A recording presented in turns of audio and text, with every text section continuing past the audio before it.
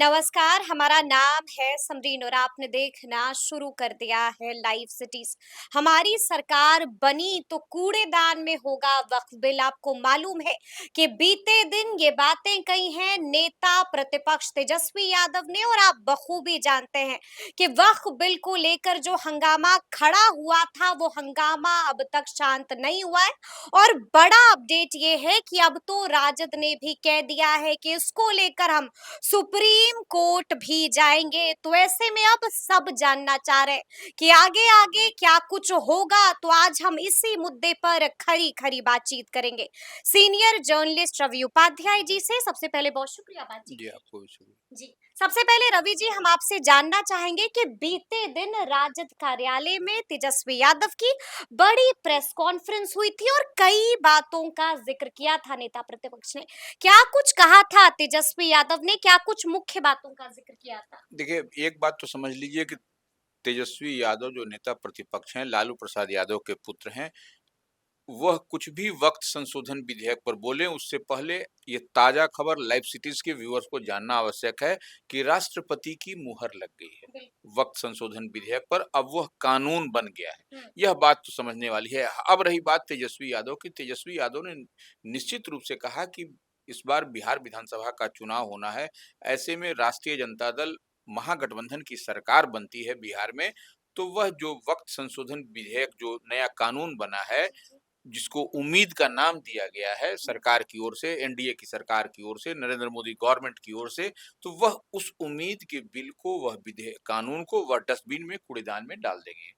हुँ, ये एक बड़ी बात है। और देखिए, कूड़ेदान में डालने से पहले तेजस्वी यादव को यह भी समझना पड़ेगा कि जब लोकसभा में यह जब चर्चा हो रही थी, लोकसभा में, तो किस तरीके से एआईएमआईएम के जो सुप्रीमो हैं, ओवैसी वरिष्ठ जो हैं, हुँ, उन्होंने इस बिल को उठा करके फेंक दिया था, कूड़ेदान में समझ लीजिए, या इसको फाड़ के फेंक दिया था। फाड़ दिया फाड़ दिया था। था हुँ, इसको, तो ये एक बड़ी बात है। यह तो दिखाई पड़ रहा है कि हुँ, कितनी नाराज़गी आम आवाम में है, और ख़ास करके जो मुस्लिम जो लोग हैं, वह लोग कितने नाराज़ हैं, यह देखा जा सकता है ये। बिल्कुल, बिल्कुल, बिल्कुल। तो लेकिन हम आपसे ये भी जानना चाहेंगे कि तेजस्वी यादव ने भी बीते दिन कई बातों का ज़िक्र किया था और कइयों को कटघरे में लाकर खड़ा भी कर दिया था।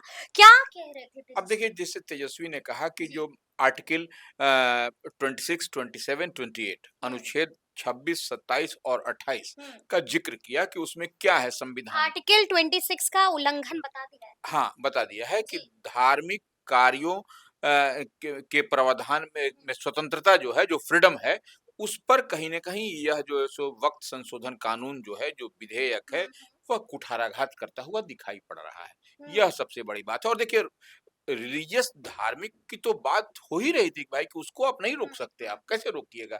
आप ना, आप में कोई रोक रहा है इधर, तो आप किसे रोकने जाइएगा? यह तो बड़ी बात है। और निश्चित रूप से आप ईदगाह पर, कब्रिस्तान पर, मज़ार पर, मदरसा पर, हुँ, आप इस पर तो आपसे पूछ करके कोई कुछ नहीं करेगा।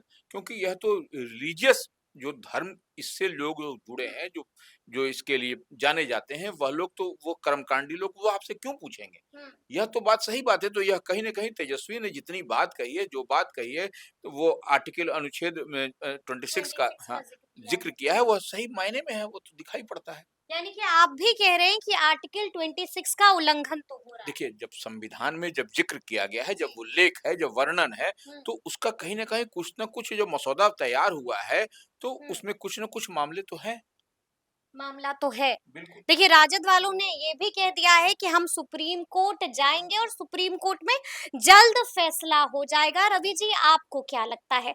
आपका तजुर्बा क्या कहता है? क्या वाक़ई में इस पर रोक लगा देगा सुप्रीम कोर्ट? देखिए, सुप्रीम कोर्ट तो निश्चित रूप से जितनी जल्दबाजी में, जो हुँ, लोकसभा के दोनों सदनों में, आप देखिएगा कि राज्यसभा हो या लोकसभा हो, दोनों से जो पारित कराया गया, हड़बड़ाहट और जल्दबाजी, तो हम शुरू से इस बात को कह रहे हैं। बिल्कुल, आप बिल्कुल। मानिए नहीं मानिए, हो सकता है कई लोग हमारी बात से हुँ, लगातार देख रहे हैं, हमको ग्रिल कर रहे हैं, यह बात ठीक है, दिखाई पड़ रहा है, हम भी देख और समझ पा रहे हैं। लेकिन ये बात तो समझ के चलिए कि हुँ, इतनी जल्दबाजी क्यों थी?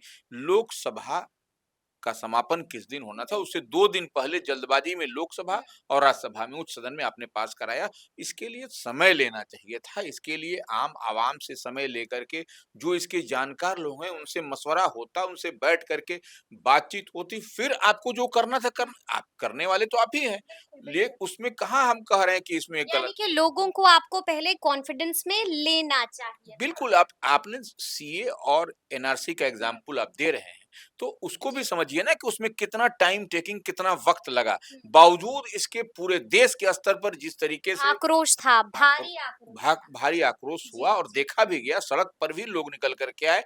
तो ये ऐसा नहीं है कि बिहार में इस बार विधानसभा का चुनाव होना है, तो हुँ, ऐसे में नहीं इसका खामियाजा एनडीए को भुगतना पड़े, भुगतना पड़ा। ये सबसे बड़ी बात है और हुँ, इसी को लेकर के बिहार की आम आवाम किसी भी वर्ग की हुँ, हो, वही चिंतित है कि नीतीश कुमार का ये इस बार का जो 2025 का चुनाव हुँ। होगा, वो क्या होगा? वो नैया पार कैसे लगेगी? बिल्कुल, लेकिन वही। बड़ा सवाल अब भी मेरा आपसे यही है कि सुप्रीम कोर्ट में क्या लगता है, क्या होगा? क्या इस पर सुप्रीम कोर्ट रोक लगा देगा?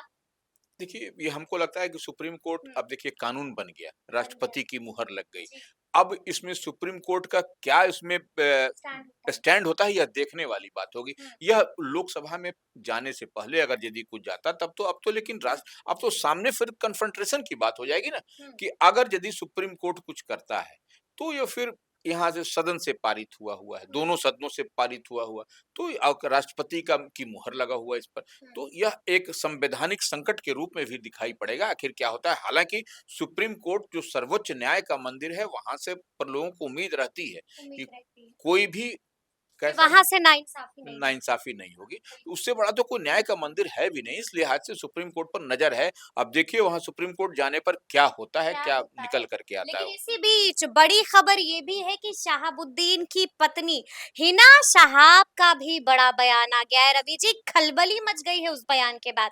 क्या कुछ ऐसा कह दिया है हिना शहाब ने? देखिए पूर्व एक एक्स एमपी शहाबुद्दीन हुँ, मरहूम जो हम लोगों के बीच में नहीं रहे, उनकी पत्नी है हिना साहब। जी, और हिना साहब का जो स्टैंड है, वह भी कहीं न कहीं सबसे विचार-विमर्श करने के बाद ही हुँ, उन्होंने कहा है कि इस मुद्दे को लेकर के वक़्त संशोधन विधेयक का जो कानून बना है, उस इश्यू को लेकर के सुप्रीम कोर्ट का दरवाज़ा खटखटाएँगे वो। हुँ, तो हुँ। ये निश्चित रूप से जब हमारी पार्टी जाएगी। हमारी पार्टी जाएगी जी, और देखिए निश्चित रूप से जब पार्टी जाएगी, जब हिना साहब जाएँगी, हुँ, तो यह कहीं न कहीं आपको यह जो दर्द छलक रहा है मुस्लिम का, हुँ, अल्पसंख्यक का, वह जो 18% की बात कही जाती है बिहार में, तो वह आपको कुछ न कुछ सुप्रीम कोर्ट इस पर क्या स्टैंड लेता है, यह देखने वाली बात होगी। ये देखने वाली हालाँकि एक बात और है, बात। आप जी, देखिए कि कांग्रेस के सांसद हैं, वह हुँ, भी जो है सो मूव किए हुए हैं, हुँ। सुप्रीम कोर्ट गए हुए हैं। मोहम्मद जावेद का ज़िक्र मोहम्मद कर रहे जावेद, हैं आप। जी, जी। जी, तो जी। वो गए हैं और देखिए हुँ। इसके अलावा भी आप कई अन्य संगठन भी सुप्रीम कोर्ट की ओर रुख करते हुँ। हुए दिखाई पड़ रहे हैं। लेकिन बीते दिन हमने देखा था कि जेडीयू कार्यालय में भी मुसलमान नेताओं की बड़ी प्रेस कॉन्फ्रेंस हुई थी। क्या हुआ था वहां पर देखिए कि एक बार फिर से खबर बन गई थी? देखिए जेडीयू के जी। अल्पसंख्यक प्रकोष्ठ की ओर से यह रखा गया था हुँ, और उसमें देखिए अंजुम आरा, हम लोगों ने जिक्र किया था बीते दिन। अंजुम आरा जो प्रदेश प्रवक्ता हैं, मुखर प्रवक्ताओं में उनकी गिनती भी होती हुँ, है और वह अल्पसंख्यक समाज से हैं, उनका था।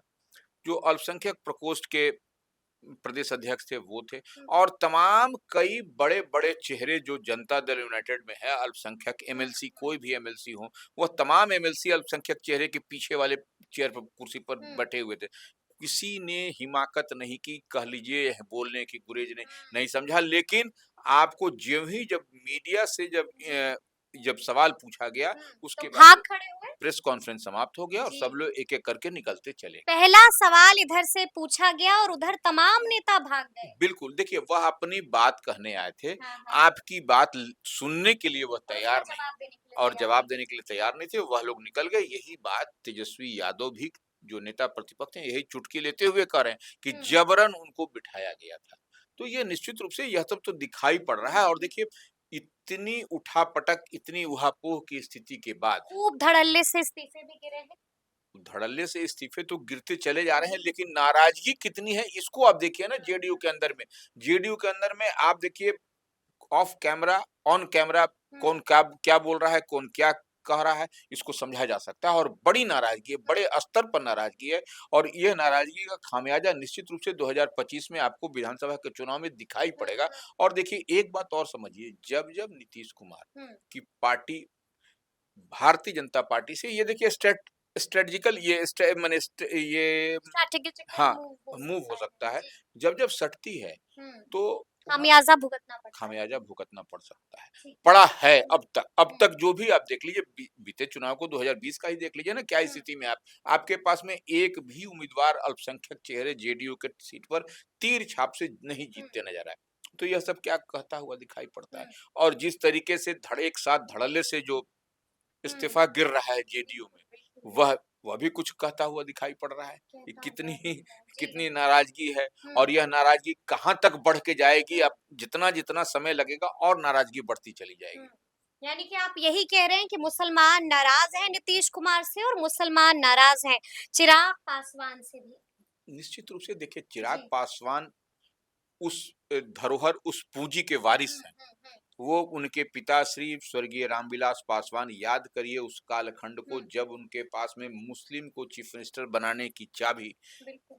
रामविलास पासवान अपने पास रखे हुए थे कि हुँ, आप जो है सो उधर से सहमति दीजिए, हम इस बार चाह रहे हैं कि मुस्लिम का चीफ मिनिस्टर हो। तमाम विधायक और देखिए उस टेन्योर को याद करिए, दोबारा फिर जो है सो चुनाव हुआ था। हुँ, बिल्कुल। तो ये हुँ, उस पिता के वह पुत्र हैं, तो निश्चित रूप से नाराजगी तो होगी। हुँ, नाराजगी चिराग पासवान और उनकी पार्टी से भी होगी लोगों को। अब वो किस तरीके से समझाते हैं, क्या हुँ। समझते हैं, वो चिराग पासवान ही बेहतर किसी चीज़ बिल्कुल, को बिल्कुल, बिल्कुल। कह पाएँगे, लेकिन नाराजगी तो है। लेकिन इस सवाल का चिराग पासवान ने भी जवाब दिया है रवि जी। जब उनसे पूछा गया कि अब आप क्या कीजिएगा तो उन्होंने साफ-साफ कहा, जैसा कि अभी आप बता रहे हैं कि हम उनके पुत्र हैं तो हम गलत फैसला कैसे कर सकते हैं।